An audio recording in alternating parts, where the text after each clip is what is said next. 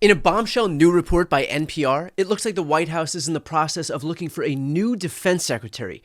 The development comes after Pete Hegseth, the current defense secretary, was discovered this past weekend to have been involved in yet another Signal chat scandal, with the New York Times reporting some of those people said that the information Mr. Hegseth shared on the Signal chat included the flight schedules for the FA-18 Hornets targeting the Houthis in Yemen, essentially the same attack plans that he shared on a separate Signal chat the same day that mistakenly included the editor of The Atlantic. Mr. Hegseth's wife, Jennifer, a former Fox News producer, is not a Defense Department employee, but she has traveled with him overseas and drawn criticism for accompanying her husband to sensitive meetings with foreign leaders.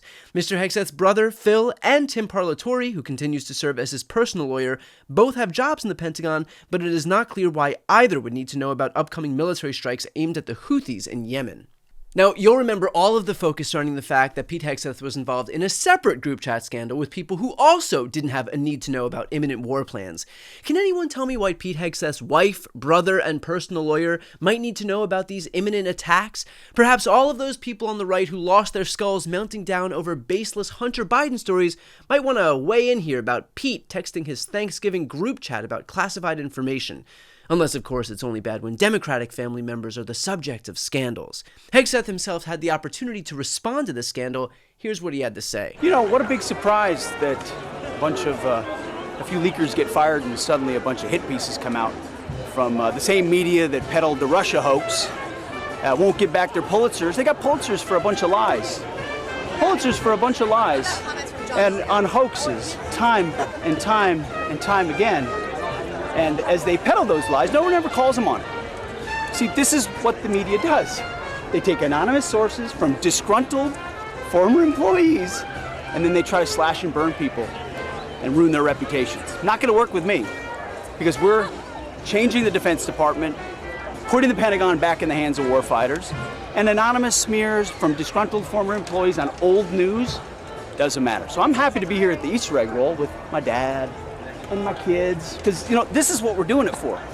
These kids right here. This is why we're fighting the fake news media. This is why we're fighting slash and burn Democrats. This is why we're fighting hoaxsters. This group, this group right here, full of hoaxsters that peddle anonymous sources from leakers with axes to grind, and then you put it all together as if it's some news story. And when we know it, we know exactly what it is. So I'm really proud of what we're doing for the president, fighting hard across the board, and I'm going to go roll some Easter eggs with my kids. Thank you very much. Have spoken to the president, and we are going to continue fighting on the same page all the way. Sure is a lot of words, and yet absent in that rambling diatribe is a single denial of the claims at the heart of this. And look, I don't want to speak out of turn here, but if the claims aren't true, you probably want to say that they're not true. But when you start deflecting and using literal children as a shield to protect you from having to answer questions honestly, then I think it becomes abundantly clear what's happening here. And of course, to the surprise of no one, the White House is lining up behind Hegseth because what better time to double down on your support for the Secretary of Defense than right after learning that he made his entire extended family privy to classified war plans? Ask the Houthis how much dysfunction is done. Pete's doing a great job. Everybody's happy with him. We have the highest recruitment numbers I think we've had in 28 years. No, he's doing a great job. It's just fake news. They just bring up stories. I guess it sounds like disgruntled employees. You know, he was put there to get rid of a lot of bad people, and that's what he's doing. So you don't always have friends when you do that. The president stands strongly behind Secretary Hegseth, who is doing a phenomenal job leading the Pentagon. And this is what happens when the entire Pentagon is working against you and working against the monumental change that you are trying to implement. Secretary Hegseth was nominated for this position because he is standing up for the war fighter, the men and women in uniform who are putting their lives on the line to protect our country and our homeland. And unfortunately, there have been people at that building who don't like the change the secretary is trying to bring, so they are leaking and they are lying to the mainstream media. We've seen this game played before. The secretary is doing a tremendous job, and the president stands strongly behind him. Quick question. Levitt said that this is what happens when the entire Pentagon is working against you. Why is the entire Pentagon working against Pete Hegseth? I guess there are two options here. Either the entire U.S. military is corrupt and Hegseth is the only virtuous figure here, or Hegseth is corrupt and the entire U.S. military knows it. Take all the time you need with that one.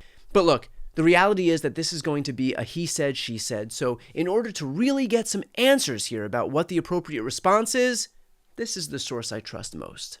Apparently, the standard operating procedure inside the Clinton Secretary of State office was to send emails that couldn't otherwise be printed to the maid to print them out of a secure area or from a secure area and then hand them off.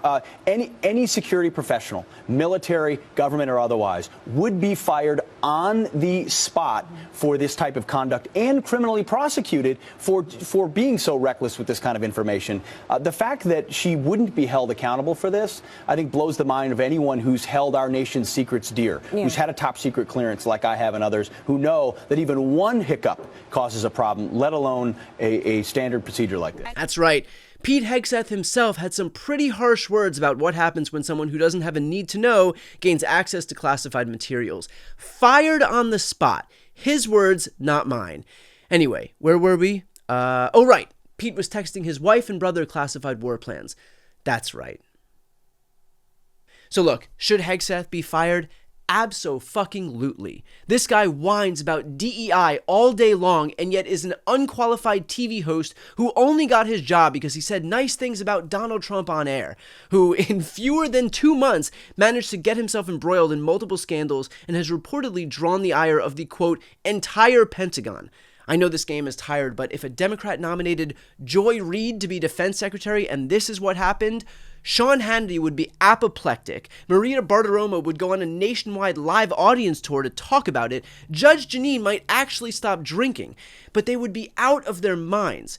But yet, when one of their buddies does it, hey, maybe we just give the weekend anchor at Fox a little bit more time while he's gambling with war plans. After all, it's not like this is life or death or anything, am I right?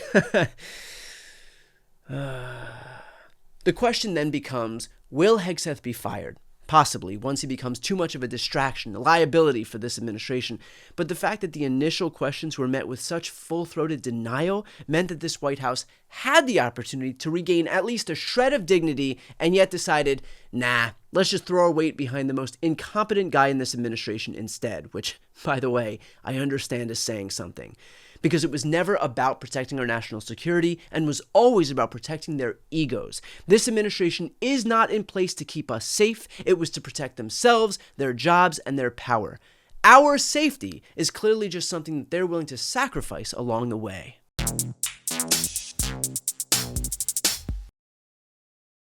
Before you go, if you enjoyed this content and you want to see more and support independent media, please subscribe to this channel. The subscribe button will be right here on the screen. But second, the reality is that we are now in a political environment where this administration can lean on any of the social media platforms to suppress certain voices if they don't like critical coverage. That means my longevity here is in the hands of a few tech billionaires who are already making it clear that they are willing to cater to this administration. To that end, signing up for my newsletter is a way for me to reach you directly if that ever becomes necessary. I'll put the link right here on the screen as well, so please sign up. It's free, but there's also an option to do a paid subscription if you'd like to support me and my team. I really appreciate it. Thanks so much for watching.